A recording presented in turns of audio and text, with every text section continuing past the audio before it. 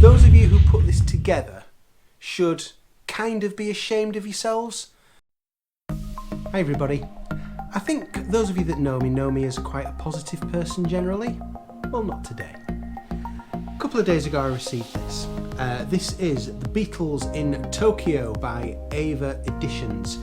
This was announced back in about January, supposed to be released in March. It got delayed, I think, to April, then got delayed to June, then delayed to September. It's finally come out. And in theory, this looks great. I'm going to show you what's in here because some of you might really love this, and I'm going to give you some thoughts on this. So it comes with a removable obi strip. There, I'll take some photos of that so you can see that. This, in effect, is a CD and DV edition in a book covering the Beatles in Japan in 1966 at the end of June and the beginning of July. It's a really historic time for the Beatles. There is so much going on.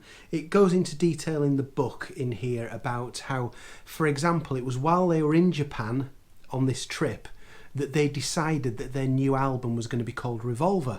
And they sent a telegram to EMI to say, new album's title is going to be Revolver. From here, they went straight onto the Philippines, and we know that that was one of the biggest controversial times of their whole career. A month or so after that, they would stop touring forever. So it's an important historical document, is this, if nothing more. But let me just show you this track listing here. So you will see there is a CD, first of all, and it contains the shows at the Budokan in Tokyo from the 30th of June 1966 and they're shown the day after on the 1st of July. It's the same track listing for both concerts. Now, I didn't expect anything sonically brilliant from this CD, and it's a good job because it isn't sonically great. It was never going to be. I'm not really going to knock it down for that. What I'll say is that the first concert, 30th of June 66, when talking about the Beatles themselves, they sounded under-rehearsed. It's no secret that they did very, very little rehearsals for the tours. They sound unrehearsed on the 30th of June. I think Nowhere Man towards the end is interesting. They were trying to sort of bring something a lot more up to date into the concerts than what they had been doing, and that kind of works. It's a good, sincere performance of Nowhere Man. You then get Paperback Writer, and it was just an experiment too far. I think it was almost really good, but then some of the backing vocals at the end just are really grating and do not sound good at all. But again, you know, that's not the fault of this release. That's how it sounded at the concerts. The concert afterwards is interesting, the 1st of July 66, that's on the same disc, because that is, you can tell the Beatles are playing so much better on that.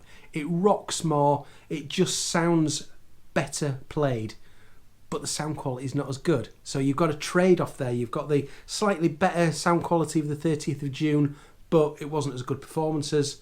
Really good performances on the 1st of July, but the sound quality dips. So if you're looking for a sonic experience here, you ain't gonna get it, okay? This is, that phrase again, it's an historical document if you want these concerts on CD. I'll come to the DVD soon. I'll talk about the book first. So there's the front cover. There's the side, Beatles in Tokyo. And the book, to be fair, is not bad. It is not bad at all. It's quite a nice book that's got some really nice photographs in it. It's got a lot of detail about what the Beatles were doing when they were in Japan, the circumstances of them being there, what they were doing between shows, that kind of thing. So that is pretty nice. To be honest, a lot of it seems to be taken word for word from Wikipedia.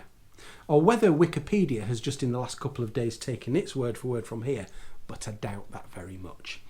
But the book overall is not bad. We then come to the DVD. The DVD is terrible, absolutely awful. Those of you who put this together should kind of be ashamed of yourselves for, you know, at least tell us what we're getting on this DVD. Well, you have, and it's, although you're not lying, blimey, it doesn't really cover the truth. So let me go through what the content says. It says, Paul, George and Ringo and John reflect on their time in Japan. Now, This consists of, it kind of cuts backwards and forwards. It's got some archival footage from the time, from 1966. Some of it's narrated in Japanese, which is great if you're Japanese. And to be fair, you know, I think from looking at the Obi strip, there is I think this is catering to the Japanese market as well. Some of the stuff just has no commentary at all. Some of it's in German. And it just ends very, very abruptly. So that is a weird, it's about 15 minutes long. Back to the main part of this video in a moment. I just, on reflection, wanted to add a little extra detail about part of this DVD. The section Paul, George and Ringo reflect on their time in Japan. Now that is pretty much all content from the Beatles anthology. It's 1990s interviews that we know from the Beatles anthology. So on the assumption, and I can only assume that AVA Editions got permission from Apple to put that into their package, I'm really surprised that they were only allowed to use VHS footage, and you can tell it's VHS footage because of all the wavy lines at the top and the bottom, that has German subtitles imprinted onto it. You'd have thought, given how authentic this must be, that Apple would have given them some good quality footage to use. It's also a surprise that they seem to have forgotten to credit Apple in here with thanking them for letting them use the anthology footage. I'm sure that's just an oversight.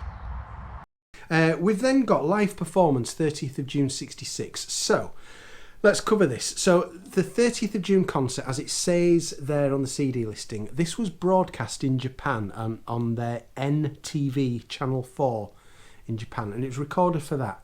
This is not some glorious remastered version. This again looks to me almost certainly from an old VHS copy.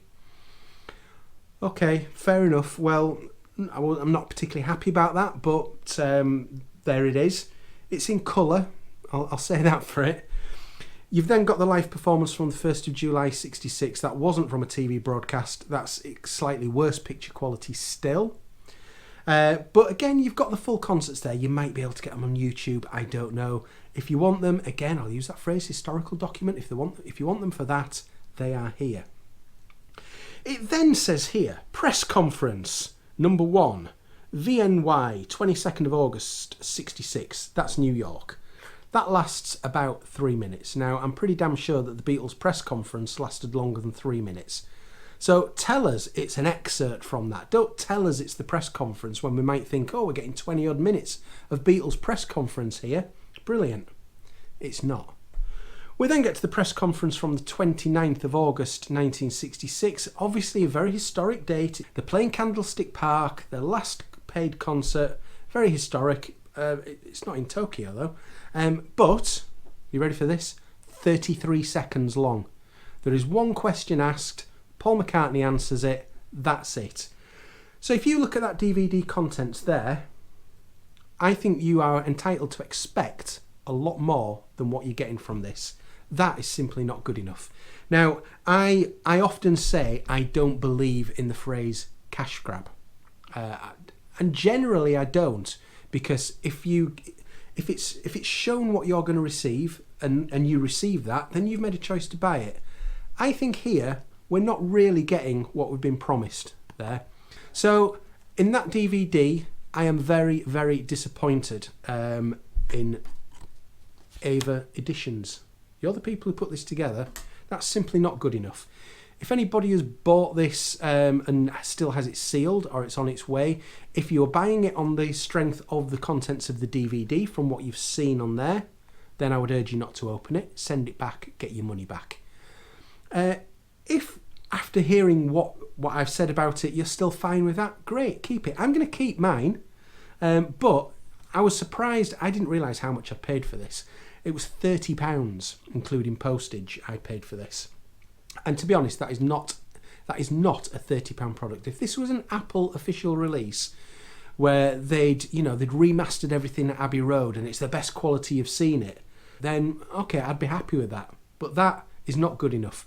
So yes, I am usually a positive person, but not today because I think we've been conned a bit here. Okay, I would love to hear your comments if you've got this or if you've seen it, what you think about the contents of it.